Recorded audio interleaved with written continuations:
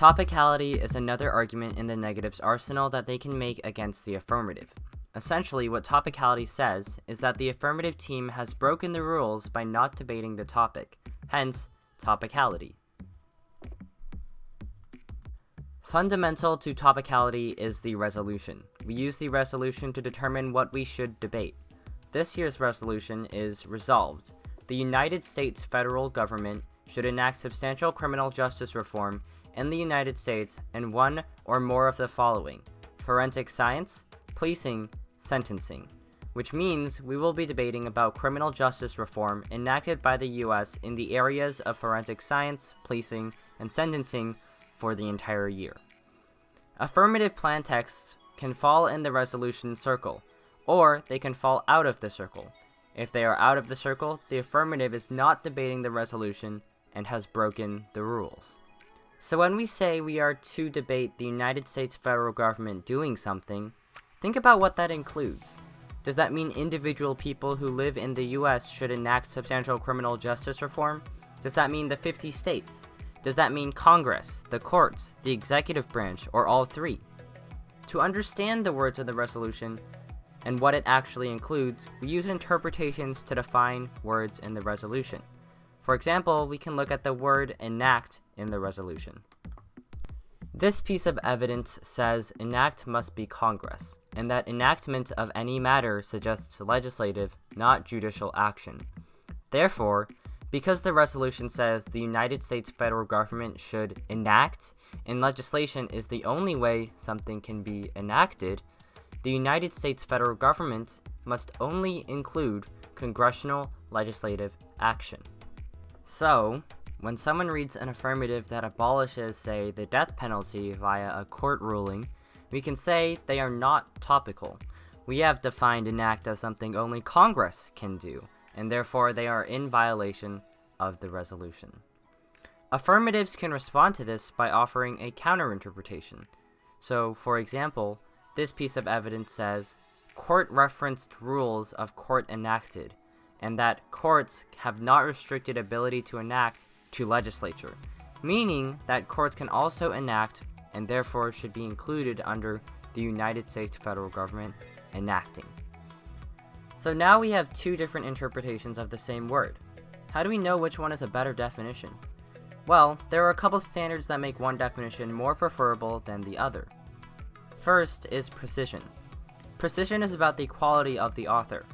Are they a legal scholar? Are they a Supreme Court justice? Is it published in a law dictionary or some Quora post?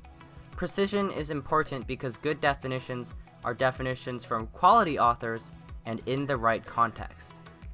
For example, enact might mean something totally different in the context of student government at Interlake than federal government action, so we probably wouldn't use a definition from a student at Interlake writing about enact in terms of ASB.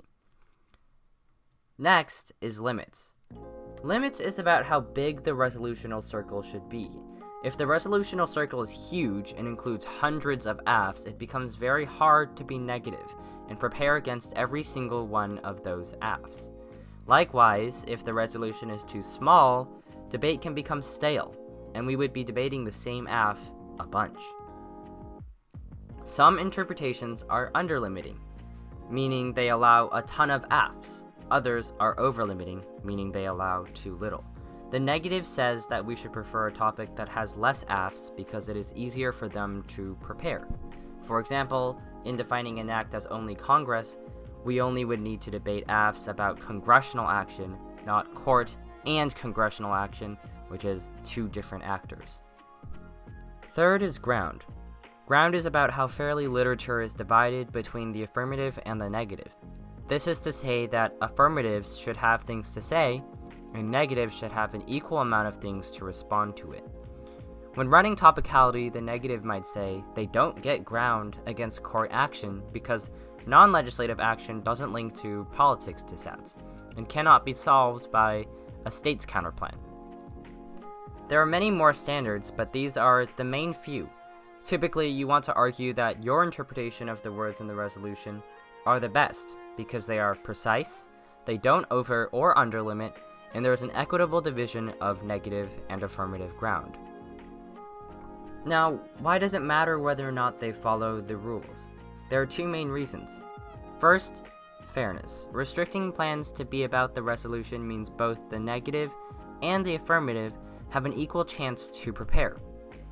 If the affirmative is preparing to run something not about the resolution, like court action, and the negative is only preparing against congressional action, the negative will be underprepared and screwed in a debate against courts. Additionally, underlimiting can make it unfair for the negative because the affirmative only needs to prep their one AF, whereas the negative needs to know how to answer every single affirmative that could be possibly read under the resolution. So, if there are a ton of AFs, the amount the negative has to prepare is way more than the amount you have to prepare on the affirmative, and that means affirmatives would be way more prepared for the arguments the negative throws at them, while negatives would be spread too thin trying to have coverage of any AF. That obviously means it's unfair. Second, education. Restricting plans to the resolution means we focus our research on the resolution. Having precise definitions that limit our debates to focus on criminal justice allows us to learn more about criminal justice, which is the point of having a new topic every year. You'll notice that I've used the standards with voters. Underlimiting is bad because it puts an unfair burden on the negative, since they will have to prep way more. Voters are the reasons why standards matter.